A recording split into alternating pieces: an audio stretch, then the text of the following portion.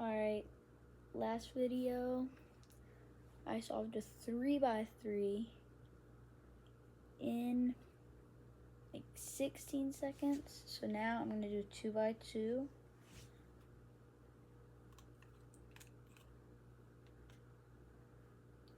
And I'm going to try to do it faster. Alright. Set a timer real quick.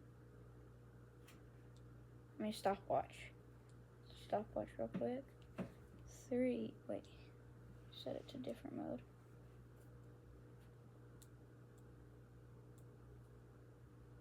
Okay. 3, 2, 1, go.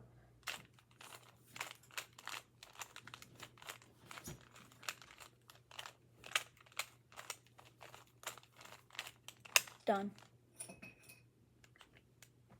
10 seconds. And 34 milliseconds.